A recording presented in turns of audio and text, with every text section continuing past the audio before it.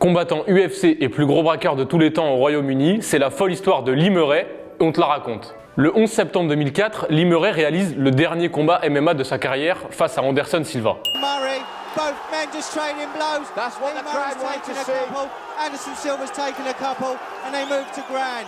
Une défaite à la décision unanime face à une légende, un résultat honorable pour l'anglais, mais cela va surtout être le début de la fin pour lui. Le MMA terminé, Murray va définitivement sombrer dans la délinquance. Poignardé en 2005 dans un règlement de compte, il passe proche de la mort. Diminué physiquement après l'incident, il trouve alors un autre moyen de gagner de l'argent, le braquage de banque. En 2006, il imagine alors ce qu'il va devenir le plus gros braquage de l'histoire au Royaume-Uni, l'attaque du dépôt d'espèces bancaires Securitas à Tonbridge. Lee Murray va être le cerveau de l'opération et la mise en scène est tout simplement hollywoodienne. On est dans Ocean's 11.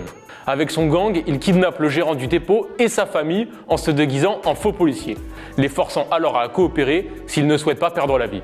Dans la nuit du 21 février 2006, lui et son gang passent à l'attaque. Ils débarquent en camion et ramènent le gérant kidnappé qui dit au personnel de sécurité de ne pas intervenir. Quelques mois avant, un membre du gang de Murray était aussi devenu employé du dépôt pour repérer les lieux et fournir des informations. En quelques minutes, Murray et son équipe ont accès au coffre et volent le plus d'argent possible pour le mettre dans leur camion et s'en aller. Tout se passe très vite, le plan est millimétré.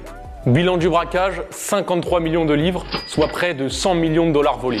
Et encore, les braqueurs diront plus tard que le butin aurait pu être encore plus important s'ils avaient prévu un camion bien plus grand. Mais tout va mal se passer par la suite. Pour ne pas se faire reconnaître lors du braquage, Murray et ses collègues avaient embauché une maquilleuse professionnelle. Problème, cette dernière va parler aux policiers. Moins de 15 jours après le braquage, presque tout le monde est donc derrière les barreaux. Sauf Lee Murray et 3 de ses complices qui ont réussi à s'enfuir au Maroc. Là-bas, ils vont vivre la grande vie. Ils achètent une villa d'une valeur d'1,4 million de dollars en cash, se payent des voitures de sport et font la fête. Bref, ils profitent. Mais ça ne va pas durer. Alors qu'ils sont dans un supermarché pour faire leurs courses, Murray et son gang sont arrêtés par la police marocaine.